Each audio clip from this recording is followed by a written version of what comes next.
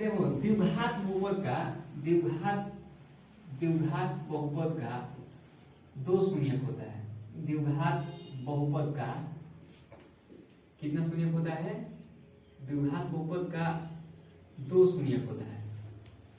तो दो शून्यक होता है। अब मान लो कि एक शून्यक है अल्फा, एक शून्यक है बीटा।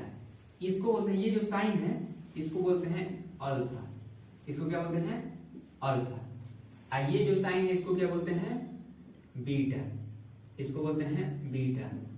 और एक और साइन होता है, आगे चल के मिलेगा, इसको बोलते हैं गामा। इसको क्या बोलते हैं? गामा। वाई टाइप का है, इसको बोलते हैं गामा या अल्फा बीटा गामा। तो मान लीजिए कि इसके दो शून्यक हैं। ये अल्फा क्या होता है? चर होता है, इसका मान भी बदल सकता है। बीटा भी क्या होता है? चर होता है। ये दोनों चर हैं, याद रखिए। चर मतलब जिसका मान बदलता है। ये बीटा भी क्या है? चर है। चर है क्योंकि इसका मान क्या होता है? बदलता है। और गामा भी क्या है? चर है। तो द्विघात बहुपद के दो शून्यक होते हैं, एक होता है अल्फा, एक होता है बीटा। जैसे मान लीजिए कि हमने निकाला x square plus 3x plus 2, x square plus 3x plus 2। तो ये क्या है? ये एक द्विघात बहुपद है।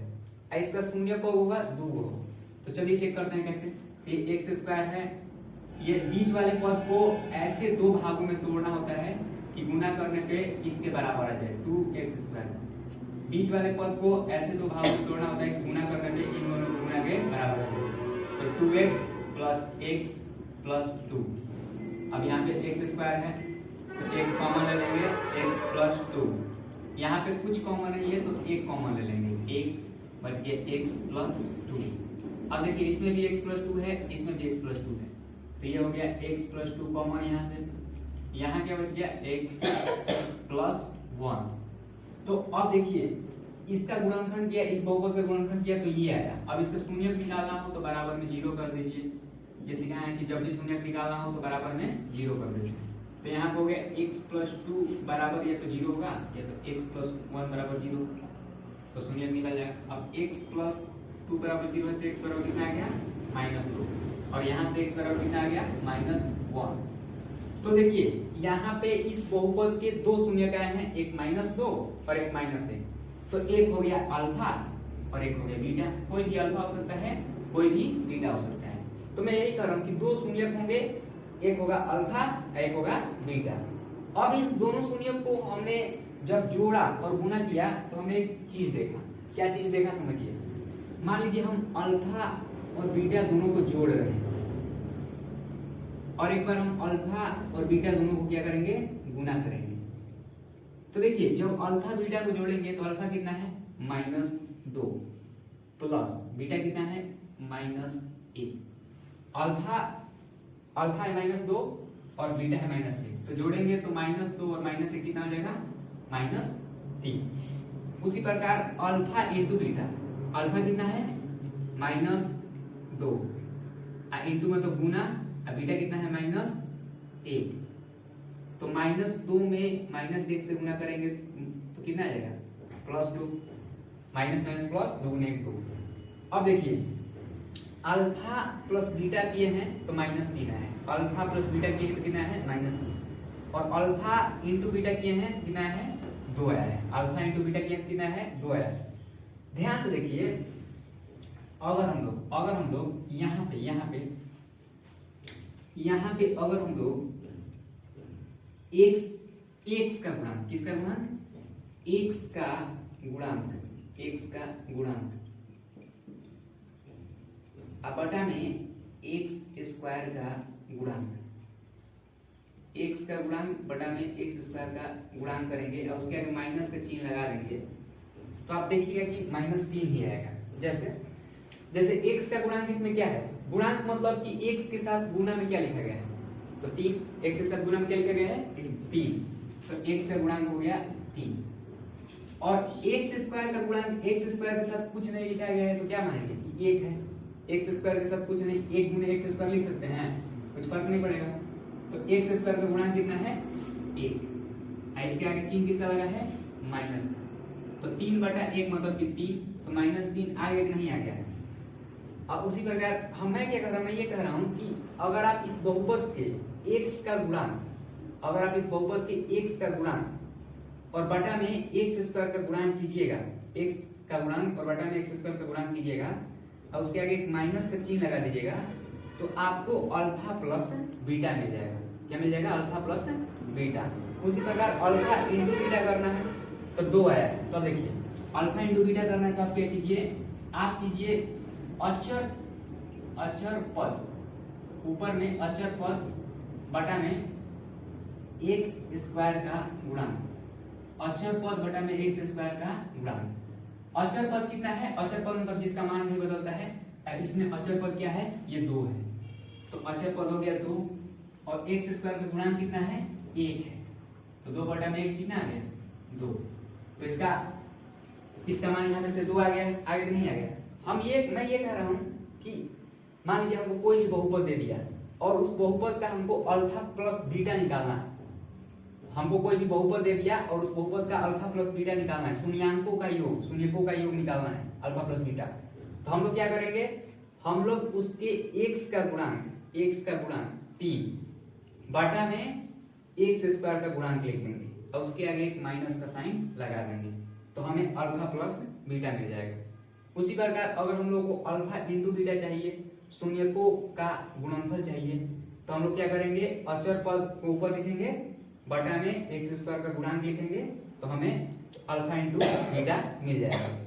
अब इसी पे बहुत सारे क्वेश्चंस मैं दे रहा हूँ, जैसे समझिए, वो हमसे क्या बोलेगा, वो हमसे बोलेगा ऐसे, वो कहेगा कि आपको a, b और c का मान लीजिए वो हमको एक बहुपद दे देगा, और वो बोलेगा कि आप हमको अल्फा प्लस बीटा का मान निकाल के दिखा दीजिए और अल्फा इंटू बीटा का मान निकाल दीजिए। मतलब शून्यकों का योग का मान निकालिए या शून्यकों का गुणनफल का मान निकालिए। जैसे देखिए, जैसे हमको उसने एक बहुपद दे दिया सिंपल था, उसने कहा कि एक्स स्क्वायर, एक क्वेश्चन हो गया, मान लीजिए कि उसने कहा p ऑफ x, हमारा एक बहुपद है x square plus 5x plus 6, क्या है, एक हमारा क्वेश्चन है x square plus 5x plus 6। अब देखिए, अब इसमें मान लीजिए -6, अब मान लीजिए इसको वो क्या बोलेगा, इसको वो बोलेगा कि आप इसके अल्फा प्लस बीटा का मान निकाल दीजिए। मतलब इसके जो शून्याकों है, शून्यकों का योगफल निकालिए और इसके शून्यकों का गुणनफल निकालिए, अल्फा प्लस बीटा का मान निकालिए और अल्फा इंटू बीटा का मान निकालिए। तो देखिए कैसे निकालेंगे। सबसे पहले हम लोग a, b, c ये सब का मान निकालेंगे। तो देखिए, हमने कहा कि अल्फा प्लस बीटा होता है x का गुणांक, अल्फा प्लस बीटा क्या होता है, x का गुणांक बटा में एक्स स्क्वायर का गुणांक, x का गुणांक बटा में एक्स स्क्वायर का गुणांक और इसके आगे माइनस का चिन्ह। उसी प्रकार अल्फा इंटू बीटा क्या होता है, अचर पद बटा में एक्स स्क्वायर का गुणांक, ये होता है अल्फा इंटू बीटा। अब x का गुणांक कितना है, x का गुणांक कितना है 5, x का गुणांक हो गया 5 और एक्स स्क्वायर का गुणांक कितना है, कुछ नहीं लिखा है तो 1, तो इसका हो गया 1 और साइन पहले माइनस का, तो ये हो गया -5। तो अल्फा प्लस बीटा कितना आ गया -5। अल्फा इंटू बीटा पूछेगा तो अचर पद मतलब जिसका मान नहीं बदलता है, तो इसमें हो गया -6, साइन के साथ लिखेंगे -6 और एक्स स्क्वायर का गुणांक कितना है, कुछ नहीं लिखा है तो 1, तो क्या हो गया 1, तो ये हो गया -6।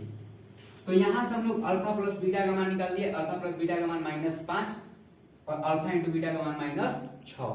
वो हमसे ऐसे ही पूछेगा। अब उसमें मान लीजिए कि इसने दूसरा क्वेश्चन दे दिया, उसने कहा कि मान लीजिए p ऑफ x हमारा है x square plus 9x plus 8, हमारा p ऑफ x है x square plus 9x plus 8 और हमको इसमें अल्फा प्लस बीटा का मान निकालना है और अल्फा इंटू बीटा का मान निकालना है।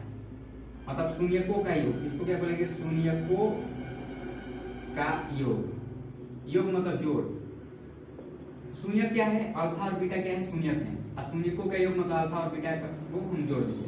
उसी प्रकार ये हो गया शून्यकों का गुणनफल, ये क्या हो गया, ये हो गया शून्यकों का गुणनफल।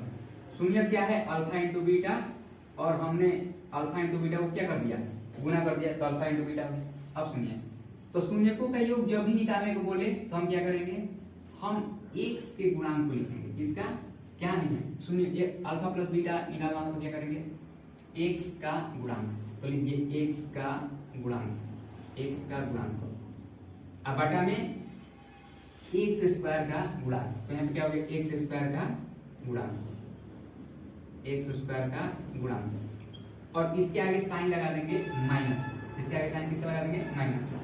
तो x का गुणांक इसमें कितना है, x के साथ गुना में क्या है, 9, तो ये हो गया 9, बटा में x स्क्वायर का गुणांक क्या है, तो x स्क्वायर के साथ कुछ गुना में नहीं लिखा है तो कितना मानेंगे, 1, इसके आगे साइन किसका लगा देंगे, माइनस का, तो ये हो गया -9। उसी प्रकार अल्फा इंटू बीटा, तो अल्फा इंटू बीटा क्या लिखा है, अचर पद, तो सबसे पहले अचर पद और बटा में x स्क्वायर का गुणांक, तो x स्क्वायर का गुणांक कितना है, बटा में x स्क्वायर का गुणांक, तो अचर पद कितना है, अचर पद मतलब जिसका मान नहीं बदलता है, साइन के साथ लिखिए, तो साइन प्लस में है तो 8 लिख देंगे सिंपल, और अचर x पद x स्क्वायर का गुणांक कितना है, कुछ नहीं दिया है तो 1, तो कितना आ गया, 8 आ गया। तो इस प्रकार हम लोग शून्यकों का योग अल्फा प्लस बीटा का मान निकाल दिए और अल्फा इंटू बीटा का मान इसमें निकाल दिए। अब मान लीजिए इसी में कुछ थोड़ा सा, जैसे x स्क्वायर की जगह कुछ अलग दे दे, जैसे मान लीजिए उसने ऐसे दे दिया p ऑफ x, तीसरा क्वेश्चन, उसने कहा p ऑफ x जो है वो 3x square minus 7x plus 8 ऐसे है। अब आप इसमें निकालिए शून्यकों का योग, तो शून्यकों का योग कितना होगा, शून्यकों का योग, शून्यक क्या है, अल्फा और बीटा, तो शून्यक हो गया अल्फा प्लस बीटा, और अल्फा प्लस बीटा बराबर क्या होता है, x का गुणांक, पहले में x का गुणांक, तो x का गुणांक लिख लेते हैं, x का गुणांक बटा में x स्क्वायर का गुणांक, x का गुणांक बटा में x स्क्वायर का गुणांक, साइन लगा देगा माइनस का, x का गुणांक कितना है, -7, इसमें x का गुणांक देखिए साइन के साथ लिखिएगा -7, तो -7 बटा में x स्क्वायर का गुणांक कितना है, 3, x स्क्वायर के साथ अब 1, मतलब अब इसमें गुना में 3 है, पहले नहीं था तो 1 मान रहे थे, अब है तो 3, और एक साइन पहले से रहता है, तो माइनस माइनस क्या हो जाएगा, माइनस माइनस प्लस, तो +7 बटा में 3। उसी प्रकार शून्यकों का गुणनफल, उसी प्रकार मान लीजिए शून्यकों का गुणनफल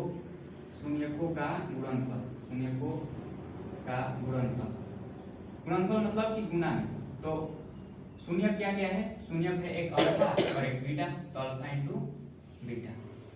अब देखिए शून्यकों का गुणनफल क्या होता है, अचर पद बटा में x स्क्वायर का गुणा, तो यहाँ पे लिखिए अचर पद बटा में x स्क्वायर का गुणा, इसमें चिन्ह नहीं होता है, मतलब इसमें आगे चिन्ह माइनस का नहीं होता है, इसमें माइनस का होता है, इसमें नहीं होता है।